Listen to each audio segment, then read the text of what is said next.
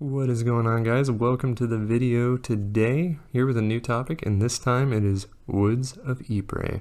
First off, thank you all for the support on my recent videos. It means a lot to me, and I hope you guys like and subscribe. There's many more videos to come. I love making these vids, and I love reading all the comments, so thank you once again. Now, let's get into the topic at hand, which is this amazing band here, Woods of Ypres. So, this band was formed in 2002 in Windsor, Ontario by David Gold, Aaron Palmer, and Brian McManus. These first 6 years of the band were tumultuous, and the band consistently went through a lot of lineup changes. However, David Gold always remained. It was clear that he was what made this band so special. These first few albums were very rough, heavy in terms of productions, with lots of super fast, loud moments and killing, shrieking vocals, harsh lyrics as well.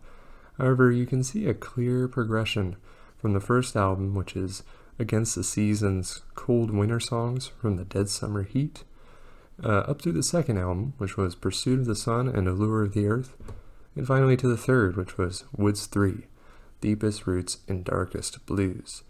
Each album helped to refine the band's sound and bring out David Gold's amazing voice, which is very deep and melancholy in nature. And as hard-hitting as these first three albums are in terms of style, it's very clear that David was carving out a very unique path for the band. You know, besides all the heavy moments, there was so much emotion here, especially in the lyrics. And you could see that David really was pouring his heart out into these songs. But it wasn't until we got to Woods 4, the Green album, where I think this band really began to gain popularity and find their sound. This was when their first really big single took off, which was I Was Buried in Mount Pleasant Cemetery. That's by far their biggest song, millions and millions of views on YouTube, and it's a great track. I love it. And this album is excellent. Not as rough as the first three, and much more of an emotional tone through some of the songs. I really admired how David would write about what he cared about and pour his emotion into these songs. You know, it wasn't trying to please anybody. These were the things and the topics that meant the most to him. And that was really cool to see. I love musicians who take pride in their work and, you know, make the music that they want to make. And, well, as great as this album was, it wasn't their best work. And I think that came in 2012 with Woods 5, Gray Skies, and Electric Light. This album, my God, this album. This one holds a special place in my mind, as each song here is so well crafted, so well thought out, so much emotion in each passage that just really hits you hard, and you could tell that this was what David was building up to with this band.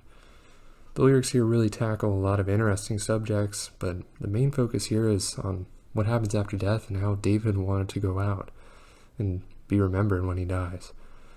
But what makes this album really haunting and truly one of the saddest stories I've heard in metal music is that he passed away right after this album was finished and shortly before it was released. Yeah, David Gold lost his life on December 22nd, 2011 in a car crash.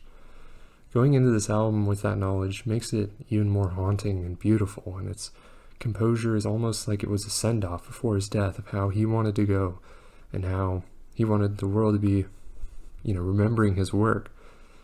It's an incredibly sad story, one that hits me every single time I talk about it. But I still play this album on repeat all the time because it's so good and evokes such an emotional response from the listener. I would truly recommend this to any fan of metal. You know, this is just one of those albums, one of those albums that from start to finish is complete, and it hits home, and it delivers in every regard. So rest in peace, David. I know that your album meant a lot to many people, myself included. And thank you all for watching. I hope this kind of sheds some light on this band, and I hope that you go out and listen to them right now, because, I mean, they're a great band. Great metal band, great doom metal band. And if you want one album in particular to listen to them, you know, Woods 5, Gray Skies and Electric Light. Can't recommend it enough. Anyways, guys, thank you again for watching. I will catch you in the next one. Goodbye.